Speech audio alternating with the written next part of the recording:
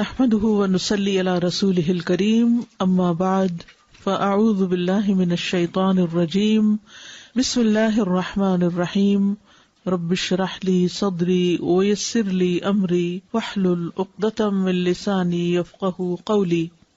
ایک چیز جس کی ہم میں سے ہر ایک کو ضرورت ہوتی ہے وہ ہے استخارہ کرنا۔ حدیث میں آتا ہے کہ حضور صلی اللہ علیہ وسلم صحابہ کرام کو استخارہ کی دعا اس طرح سکھاتے تھے جیسے قرآن کی سورت کوئی سکھائی جاتی۔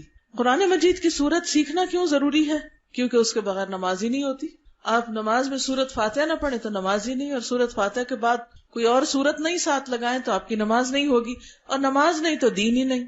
نماز دین کا ستون ہے، نماز دین کی پہچان ہے۔ کوئی شخص اپنے آپ کو مسلمان کیسے کہہ سکتا ہے اگر وہ اللہ تعالیٰ کی یہ بات مانتا ہی نہیں، اس کے آگے جھکتا ہی نہیں، وہ بلائے تو آتا ہی نہیں۔ یہ 5 وقت بلاوا آتا ہے، آؤ اللہ کی طرف، حی علی الصلاۃ، حی علی الفلاح۔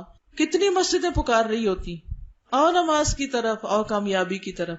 لیکن کچھ لوگ پرواہ نہیں کرتے کہ انہیں کوئی پکار رہا ہے، اور ہر دفعہ ان کی غیر حاضری لگ جاتی، اور پھر ایک دن آئے گا کہ اللہ کے ہاں وہ غیر حاضری رجسٹر پیش کیا جائے گا کہ یہ بلانے پر بھی نہیں آئے تھے۔ آپ دیکھیے کہ اگر ہمیں کوئی بلائے، 1 دفعہ بلائے، 2 دفعہ بلائے، 3 دفعہ بلائے، اور ہم جائیں نہ، اس کے ساتھ ہمارے تعلقات کیسے ہوں گے؟ پھر اگر ہم اس کو بلائیں گے تو وہ آئے گا؟ اللہ مہربان ہے، وہ پھر بھی ہماری دعا سن لیتا ہے، لیکن اگر وہ نہ سنے تو اس کا حق ہے نہ سنے بے شک۔ کیوں؟ اس لیے کہ جب اس نے ہمیں بلایا تھا کہ میری عبادت کے لیے آؤ، حالانکہ اس کو ضرورت بھی کوئی نہیں، ہمارے ہی فائدے کے لیے ہم کو بلایا تھا، تو ہم حاضر نہیں ہوئے۔ اب اگر ہم اس کو بلاتے ہیں اور وہ ہماری دعا نہ سنے تو وہ ظالم نہیں، ظلم ہم نے خود اپنی جان پر کیا کہ اللہ سے کوئی تعلق نہیں رکھا۔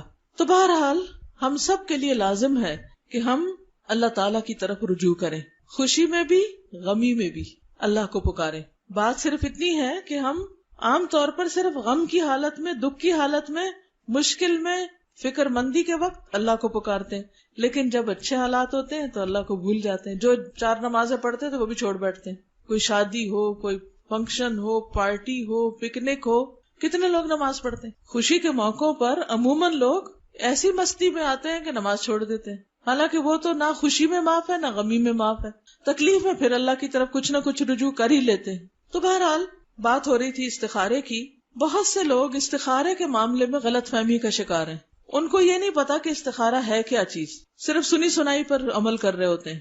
تو استخارہ کا لفظی مطلب ہوتا ہے خیر مانگنا، اللہ سے خیر کی دعا کرنا کہ یا اللہ جو کام ہم کرنے جا رہے ہیں اس میں خیر ہو، بھلائی ہو، اس کا انجام اچھا ہو۔ تو کوئی بھی جو اہم کام زندگی میں ہوتا ہے، مثلاً کاروبار ہے، شادی ہے، سفر ہے، اور اسی طرح کے اہم فیصلے ہوتے ہیں، کوئی جائیداد کی خریداری ہے، تو اس سے پہلے 2 رکعت نفل نماز پڑھی جاتی، اور نماز پڑھنے کے بعد دعائے استخارہ پڑھی جاتی۔ جیسے دعا مانگتے ہیں ہم، تو یہ دعا استخارے کی خود نبی صلی اللہ علیہ وسلم نے سکھائی۔ کیسے؟ جیسے قرآن کی سورت سکھاتے تھے۔ اتنی اہم چیز ہے، اتنی اہم دعا ہے۔ ہر انسان کی زندگی میں ایسے بہت سے معاملات پیش آتے ہیں جن میں فیصلہ کرنا بڑا مشکل کام ہوتا ہے۔ رشتہ دیں یا نہ دیں، یہ بزنس شروع کریں کہ نہ کریں، یہ گھر خریدیں کہ نہ، یہ بیچیں کہ نہ، دل میں ایک تردد اور ملال اور ایک خلل سا رہتا ہے۔ تو اس کا حل کیا ہے؟ اس سے چھٹکارا کیسے پائیں؟ کس پہ بھروسہ کریں؟ کس سے مشورہ کریں؟ کون ہم کو گائیڈ کرے کہ کیا کرنا چاہیے؟ تو ایسے میں اللہ ہی اصل خیر خواہ ہے، وہی اصل محبت کرنے والا ہے، اور وہی جاننے والا بھی ہے، وہی صحیح بتا سکتا ہے۔ تو اس لیے عقل مند وہی ہے جو اس وقت خیر کی دعا مانگ کر، یعنی استخارہ کر کے حتمی فیصلہ کر لے۔ امام ابن تیمیہ کہتے ہیں جس نے اللہ سے استخارہ کیا اور مخلوق سے مشورہ کیا، یعنی اللہ سے بھی مشورہ کرو، اللہ سے بھی دعا کرو، اور بندوں سے بھی مشورہ کرو، ڈسکس کرو، اور اپنے کام میں ثابت قدمی اختیار کی، پھر اس کام میں جلد بازی نہ کی، یعنی صبر سے کام لیا، بس فوراً نہیں، دعا کی، ذرا سا انتظار کیا، اور پھر فیصلہ کیا، غور و فکر کے بعد فیصلہ کیا۔ ایسا شخص کبھی نادم نہیں ہوگا، پشیمان نہیں ہوگا کہ اس نے وہ فیصلہ کیوں کیا تھا، کیونکہ اس نے معاملے کے سارے پہلوؤں کو دیکھ لیا تھا۔ اسلام سے پہلے کا جو دور تھا، دور جاہلیت، اس میں لوگ مختلف طریقے اختیار کرتے تھے فیصلے کرنے کے وقت۔ جیسے پرندوں سے پال لیتے، وہ 2 پرندے اڑاتے، اور اگر وہ رائٹ سائڈ پہ چلے جاتے تو کہتے یہ کام ٹھیک ہے، اگر الٹے جاتے تو کہتے یہ کام ٹھیک نہیں ہے۔ اسی طرح نجومیوں اور کاہنوں کے پاس جاتے تھے، ان سے پوچھتے تھے، قرآن اندازی کرتے، قیافہ شناسی کرتے، تیروں کے ذریعے قسمت کا حال معلوم کرتے۔ لیکن اسلام نے ان سارے خود ساختہ طریقوں کی بجائے بندوں کو اپنے رب سے مشورہ کرنا سکھایا۔ حضرت جابر رضی اللہ تعالیٰ عنہ روایت کرتے ہیں کہ رسول اللہ صلی اللہ علیہ وسلم ہمیں ہر کام میں استخارے کی تعلیم اس طرح دیتے جس طرح قرآن مجید کی کسی سورت کی تعلیم دیتے تھے۔ آپ فرماتے، تم میں سے کوئی شخص جب کسی کام کا ارادہ کرے تو فرض کے علاوہ 2 رکعتیں نماز پڑھے اور یہ دعا مانگے، اور پھر استخارہ کی دعا۔ استخارے کی دعا کا مطلب کیا ہے؟ اے اللہ، بے شک میں تجھ سے تیرے علم کے سبب خیر طلب کرتا ہوں، تجھے پتا ہے تو مجھے بھلائی سے نواز، تیری قدرت کے سبب تجھ سے طاقت مانگتا ہوں، تو طاقت والا ہے، مجھے بھی طاقت دے کہ میں صحیح فیصلہ کروں اور کچھ کر سکوں، اور تیرے فضل عظیم کا طلبگار ہوں کہ بے شک تو ہی قدرت رکھتا ہے اور مجھے کوئی قدرت نہیں، تو علم رکھتا ہے میں کچھ نہیں جانتا، تو تمام چھپی ہوئی باتوں کا جاننے والا ہے، یعنی غیب اور راز تیرے علم میں ہے۔ اے اللہ، اگر یہ کام یعنی جس کے لیے میں استخارہ کر رہا ہوں تیرے علم کے مطابق میرے دین، معاش یعنی کاروبار اور کام کے انجام کے اعتبار سے میرے لیے بہتر ہے تو تو اسے میرے مقدر کر دے، میری قسمت میں کر دے، اور اسے میرے لیے آسان کر دے، پھر اس میں میرے لیے برکت پیدا کر دے، مبارک کر دے، اس کو کوئی رشتہ ہے، کاروبار ہے، اس کو مبارک بنا دے۔ اور اگر تو جانتا ہے کہ یہ کام میرے دین، معاش یعنی کاروبار اور کام کے انجام سے برا ہے تو اسے مجھ سے دور کر دے اور مجھے بھی اس سے دور کر دے، یعنی پھر میں یہ کام نہ کروں، اور جہاں بھی خیر ہو اسے میرا مقدر بنا دے، پھر مجھے اس پر راضی کر دے، یعنی اگر خیر ادھر ہے تو یہ ہو جائے، یہاں خیر نہیں تو جہاں خیر ہے مجھے ادھر موڑ دے، میرا دل اس طرف کر دے، مجھے وہ راہ دکھا دے۔ تو یہ دعا اگر قبول ہو جائے بندے کی تو یا تو جو اس کام میں وہ استخارہ کر رہا ہے وہ بہتر ہے تو وہی ہو جاتا ہے اور اس میں فائدہ ہو جاتا ہے انسان کو، یا پھر یہ ہے کہ انسان کا دل اس سے اٹھ جاتا ہے یا کوئی سبب بن جاتا ہے اور وہ کام نہیں ہوتا۔ تو اس دعا میں پہلے اللہ تعالیٰ کے علم کا ذکر ہے کہ تو بڑا علم والا ہے، قدرت کا اقرار ہے کہ تیری طاقت اور قدرت بہت بڑی، پھر اپنی کم علمی اور عاجزی کا اظہار ہے کہ اللہ مجھے تو کچھ پتا ہی نہیں، تو جانتا میں نہیں جانتا، قدرت تیری ہے میری نہیں ہے۔ تو دعا کی قبولیت میں یہ بڑا اہم فیکٹر ہے کہ انسان دعا مانگتے وقت اپنی عاجزی اور بندگی اور بے بسی کا اظہار کرے، اور پھر اللہ تعالیٰ سے یہ التجا کرتا ہے انسان کہ اللہ تو اپنے خاص فضل کی وجہ سے مجھے صحیح فیصلے کی توفیق عطا کر۔ خاص طور پر جس چیز میں استخارہ کیا جاتا ہے وہ شادی کا معاملہ ہے، جس میں استخارے کی تعلیم نبی صلی اللہ علیہ وسلم نے خود دی ہے۔ حضرت ابو ایوب انصاری رضی اللہ تعالیٰ عنہ روایت کرتے ہیں، آپ کو معلوم ہے نا ابو ایوب انصاری کون تھے؟ حضور صلی اللہ علیہ وسلم کے میزبان تھے، مدینہ میں ان کے گھر کے آگے اونٹنی رکی تھی اور آپ وہاں تشریف لے گئے تھے۔ تو ان سے روایت ہے کہ رسول اللہ صلی اللہ علیہ وسلم نے فرمایا، منگنی کے ارادے یعنی پیغام نکاح کو لوگوں پر ظاہر نہ کرو، یعنی اگر کہیں سے پروپوزل آیا ہے تو ہر ایک کے بتانا نہ شروع کر دو، اس کو چھپاؤ جب تک کوئی فائنل فیصلہ نہیں ہو جاتا، کیونکہ بعض اوقات کوئی اچھا رشتہ آتا ہے کبھی نظر بھی لگ جاتی، یا یہ ہے کہ اور جو حاسد ہوتے ہیں وہ باتیں کر کے ادھر ادھر خرابی کر دیتے ہیں، رشتہ ہونے نہیں پاتا۔ تو کہا کہ جو اگر کوئی پیغام دے تو اس کو ظاہر نہ کرو، یا کسی انسان سے پہلے نہ بات کرو، بلکہ کیا کرو، وضو کرو، اور اچھے طریقے سے وضو کرو، ٹھیک ٹھاک پورے شعور سے، اور ویسے بھی وضو اچھا کرنا چاہیے، کیونکہ ایک مرتبہ نبی صلی اللہ علیہ وسلم نے دیکھا کہ لوگ پاؤں دھو رہے ہیں اور ایڑیاں خشک ہیں، تو آپ نے بلند آواز سے فرمایا، ویل للعقاب من النار، ان ایڑیوں کے لیے آگ سے ہلاکت، ان ایڑیوں کے لیے آگ ہے۔ یہ کیسا وضو ہے کہ جس میں بس ایسے ہی پاؤں آگے کیا، دھویا اور پیچھے سے ایڑیاں خشک، نہ ملا نہ دھویا نہ دیکھا نہ گیلا کیا۔ تو ہر نماز میں اچھی طرح وضو کرنا چاہیے، لیکن استخارے میں اور ذرا دھیان سے، توجہ سے، تاکہ دعا میں دل لگے۔ اور نماز پڑھو جو اللہ نے تمہارے لیے لکھی ہے، یعنی 2 رکعت پڑھو یا 4 پڑھو، جتنی پڑھنی ہے پڑھ لو، کوئی 2 ہی کی شرط نہیں ہے۔ پھر اپنے رب کی تعریف کرو، حمد و ثنا کرو، اس کی بزرگی بیان کرو، پھر کہو، اے اللہ، بے شک تو قدرت رکھنے والا ہے اور میں قدرت نہیں رکھتا، تو جانتا ہے میں نہیں جانتا، اور تو ہی تمام غیبوں کا علم رکھتا ہے، بس اگر تیرے نزدیک اس رشتے میں جس کا نام فلاں ہے، یعنی نام لیا جائے اس بندے کا یا بندی کا، میرے دین، میری دنیا اور میری آخرت کی بھلائی ہے تو اسے میرا مقدر کر دے، اور اگر اس کے علاوہ کوئی اور میرے دین اور دنیا اور آخرت کے اعتبار سے بہتر ہے تو اس کا میرے حق میں فیصلہ کر دے، یعنی پھر میرا رشتہ وہاں کروا دے، یا فرمایا میرا مقدر بنا دے، یعنی جو بندہ میرے حق میں اچھا میرے مقدر میں اس کو کر دے۔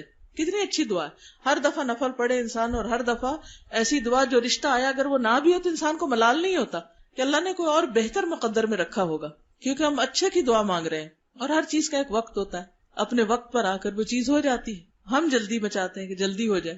حضرت یوسف علیہ السلام جن کے پیچھے بہت سی عورتیں پڑ گئی تھی تو بڑے پریشان ہو گئے، انہوں نے دیکھا کہیں کوئی ٹھکانہ ہے ہی نہیں کہ میں اپنا ایمان بچاؤں، تو انہوں نے اللہ تعالیٰ سے دعا کی، رب السجن احب الی مما یدوننی الی، اللہ میرے نزدیک میرے لیے تو جیل ہی اچھی اس چیز سے جس کی طرف یہ سب مجھے بلا رہے ہیں. تو بہرحال اللہ نے ان کی دعا قبول کر لی، اور لوگوں کے دل میں بھی یہی آیا کہ اس بندے سے جان چھڑاؤ، اس کو جیل میں کر دو بغیر کسی قصور کے. کئی سال جیل میں رہے، حتیٰ کہ وہ خاص وقت آ گیا جس میں نکل کر پھر ان کا واقعی رول ادا کرنا تھا ان کو، جس کے لیے اللہ نے ان کو پیدا کیا تھا.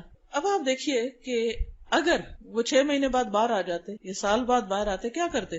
پھر یہ انہی لوگوں میں پھر پھنس جاتے. تو کئی سال وہ رہے. وَلَبِثَ فِي السِّجْنِ بِضْعَ سِنِينَ، 9 اور اس سے کم کے لیے بدع کا لفظ آتا ہے. کئی سال تک وہ جیل میں رہے، اور وہاں رہ کر ان کو غور و فکر کا موقع ملا ہوگا، عبادت کا، ذکر کا، اپنی پہچان کرنے کا، کچھ اور اللہ تعالیٰ سکھانا چاہتا ہوگا. بہرحال اپنے ایک خاص وقت پر اللہ تعالیٰ نے ان کو جیل سے باہر نکالا، اور اس کے بھی ایک زبردست انتظام کیا، خود سبب پیدا کیا، خود دروازے کھلوا دیے جیل کے.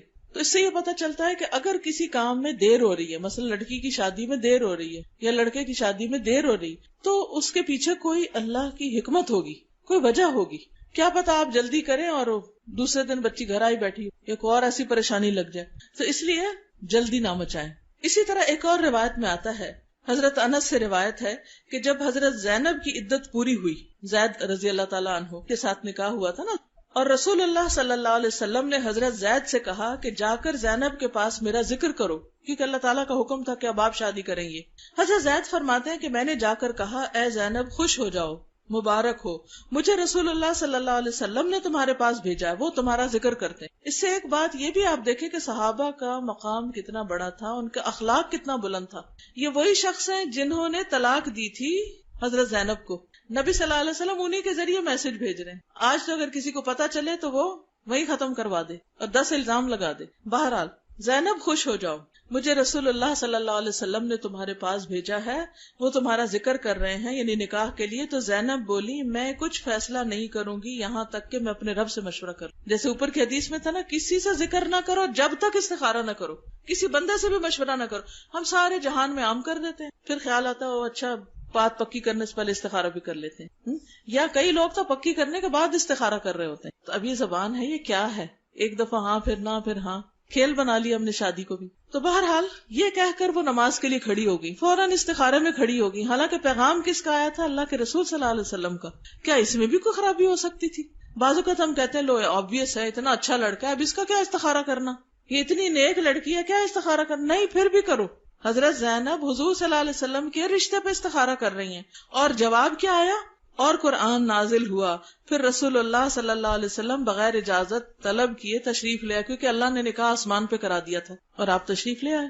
یہی استخارے کا جواب ہوتا ہے کہ رشتہ طے ہو جاتا، بات پکی ہو جاتی یا ختم ہو جاتی. تو بہرحال یہ استخارے کا ایک بہت ہی اہم پہلو ہے. تو شادی کاروبار وغیرہ میں تو عام طور پہ ہم استخارہ کرتے ہیں، لیکن زندگی کے بعض اوقات جو اور روزمرہ کے معاملات ہوتے ہیں اس میں ہم نہیں کرتے، پھر پریشان رہتے پتہ نہیں صحیح ڈیسیژن کیا کہ نہیں کیا.